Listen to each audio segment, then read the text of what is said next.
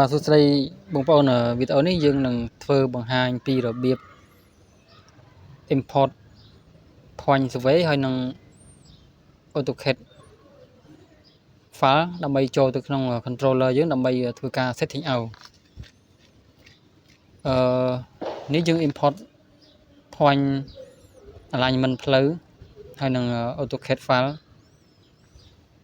អញ្ចឹងខ្ញុំបានរៀបចំ point ហើយនឹង file នេះរួចហើយដាក់ចូលក្នុង WhatsApp រួចហើយអញ្ចឹងខ្ញុំចូលទៅក្នុង WhatsApp ឬក៏បងប្អូនអត់ប្រើ WhatsApp ទេយើងប្រើជាខ្សែ Type C នេះ connect ជាមួយ computer គឺយើងដោត direct ទៅ computer copy ចូលទៅក្នុង file manager ទៅតែនេះខ្ញុំបានដាក់ចូលទៅក្នុង WhatsApp យើងចូលទៅក្នុង WhatsApp ខ្ញុំចូលទៅក្នុងឈ្មោះរបស់ខ្ញុំមកខ្ញុំ scroll ទៅរកមើលអា file ដែលខ្ញុំបានដាក់ចូលហ្នឹងនេះខ្ញុំបានរៀបចំរួចហើយអា file CSV នេះយើងសង្កត់វាឲ្យជាប់ទៅយើងចុច trace ខាងលើនេះមកយើងចុច share គឺយើង share ចូលទៅក្នុងfile manager នេះហើយយើងយកវាដាក់នៅក្នុង download មកចុចលើវាទៅហើយចុចពាក្យ save ទៅអញ្ចឹងវាចូលទៅក្នុង folder download របស់ file manager ហើយអញ្ចឹងយើងត្រឡប់ក្រោយយើងចូលទៅធ្វើ AutoCAD ម្ដងទៀតសង្កត់លើវាជាប់ដែរមកអាក្រោមនេះតែ3មក share ចូលទៅ file manager ដដែលមកចូលទៅកាន់ folder download មកចុចលើវាទៅយើងចុច save មកអញ្ចឹងទិន្នន័យដែលយើងយកមកកាន់ក្នុង folder download នេះគឺ point alignment ផ្លូវ CSV ហើយនឹង AutoCAD បើបងប្អូនអត់យកវាចូលតាម WhatsApp ទេដាក់ខ្សែយើងដោត direct មួយ computer ទៅយើង copy យកមកដាក់នៅក្នុង folder download ហ្នឹងតែម្ដងដូចអញ្ចឹងទៅវាដូចតែគ្នាទេអញ្ចឹងយើងត្រឡប់ក្រោយវិញយើងបាន data យើងចូលទៅក្នុង download ហើយយើងចាប់ដើមចូលទៅកាន់ software របស់យើងមក Superpad របស់យើងមកយើងបើកមកអញ្ចឹងបន្ទាប់ពីយើងបានទិន្នន័យចូលក្នុង download ហើយយើងចូលទៅក្នុងកន្លែង survey នេះក្នុង survey នេះគឺយើងឥឡូវយើង import អា point alignment ហ្នឹងចូលមកក្នុង controller យើងអញ្ចឹងយើងចូលទៅក្នុង point survey point stick ឲ្យច្រឡំសុំទោសអញ្ចឹងវាអត់ទាន់មានទេយើងចុចបើយើងចង់វាយពងអីចូលខាងក្រៅយើងចុចកន្លែង add នេះកន្លែង add នេះយើងវាយ NE វាចូលទៅអាហ្នឹងករណីយើងចង់វាយខាងក្រៅដៃណាខ្ញុំបង្ហាញប៉ុណ្្នឹងតិចហើយយើងត្រឡប់ទៅវិញឥឡូវយើងចូលទៅកន្លែង import វិញយើងចុច tray 3ទូកន្លែង OK មកយើងចូលទៅ import អញ្ចឹងមុននឹងយើង import ហ្នឹងគឺយើងទៅរៀបអា file format នេះឲ្យវាដូចទៅជាមួយនឹង file ដែលយើង import មកហ្នឹងគឺវាមាន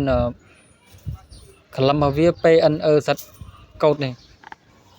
អញ្ចឹងមុននឹងយើងរៀបចំយើងចូលទៅកន្លែង format ហ្នឹងនេះយើងត្រូវរើស point survey នេះដែលយើងរៀបរួចហើយវាមាន format របស់វានេះ point name noh elevation ហើយនឹង code អញ្ចឹងវាដូចគ្នាជាមួយនឹង file យើងហើយយើងចុច OK មកអញ្ចឹងយើងឲ្យទៅចូលនៅក្នុង go to internal storage root ខាងលើគេចុចមកអញ្ចឹងយើង scroll មកសុំទោសវាជាប់ថាច់អញ្ចឹងយើង scroll មករក folder download អញ្ចឹងយើងនឹងឃើញ file alignment របស់យើងនេះហើយគឺ CSV កតុយនេះយើងចុចលើវាទៅយើងចុច OK ទៅនេះបងប្អូនឃើញ alignment ផ្លូវរបស់យើងគឺ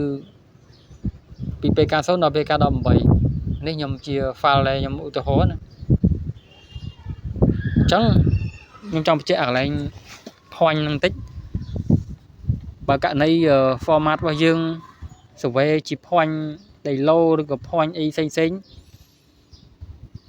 យើងកន្លែង point name គឺយើងដាក់លេខរៀង numbering វាលេខ1លេខ2លេខ3លេខ4លេខ5រហូតអញ្ចឹងទៅអាហ្នឹងពេលយើង import មកគឺយើងឃើញតែលេខរៀងអញ្ចឹង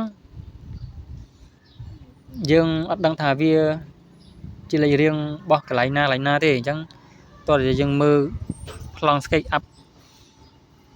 អា layout ដែលយើង print លេខរៀងវាមកវានៅតាណាអញ្ចឹងណាតែសម្រាប់ផ្លូវយើងអត់បាច់ខ្វល់ទេគឺយើងចង់ដឹងតែរឿង PK វា PK 0នៅតាណា PK 10នៅតាណាអញ្ចឹងយើងផ្លាស់ប្ដូរអាកន្លែង point ហ្នឹងមកជាលេខរៀង PK វិញដើម្បីយើងងាយស្រួលថាចង់រើស setting out នៅ PK លេខម៉ានគឺយើង scroll រកវាទៅវាចំអញ្ចឹងណាបងប្អូនអញ្ចឹងការ import point របស់ alignment ផ្លូវនេះគឺយើងចប់ប៉ុណ្្នឹងហើយអញ្ចឹងយើងចូលទៅ import AutoCAD file វិញទីបងប្អូនចង់ survey វាយើងចុចលើវាអញ្ចឹងទៅយើង stick out ទៅឥឡូវយើងចុចត្រឡប់ក្រោយខ្ញុំចូលទៅ import CAD យើងចូលមក CAD នេះមកវាចេញផ្ទាំងបែបនេះអញ្ចឹងយើងចូលទៅកន្លែង data នៅខាងគៀនគេនេះឆ្វេងដៃនេះអញ្ចឹងយើងចូលទៅកន្លែង open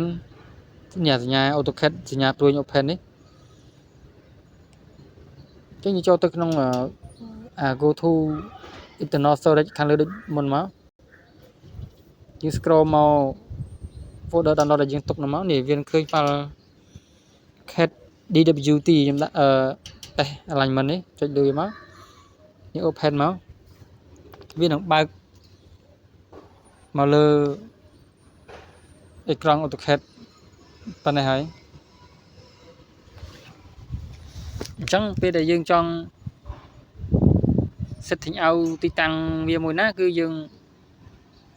ចុចទៅលើអា snap សញ្ញាព្រួយនៅគៀននេះបងប្អូនចុចលើវាមកយើងអូសវាទៅដាក់ចុះកន្លែងហ្នឹងទៅយើងឡើងទៅគឺវាឆក់ setting out បងប្អូនឃើញអត់អញ្ចឹងយើងដើរទៅតាមការណែនាំរបស់ត្រីវិស័យយើងហ្នឹងទៅឬក៏យើងប្រើ AI ហ្នឹងទៅចំទៅវាបានដែរអញ្ចឹងការបង្ហាញនៃ import point និង AutoCAD សម្រាប់ setting out គឺមានតែប៉ុណ្្នឹងបាទសូមអរគុណ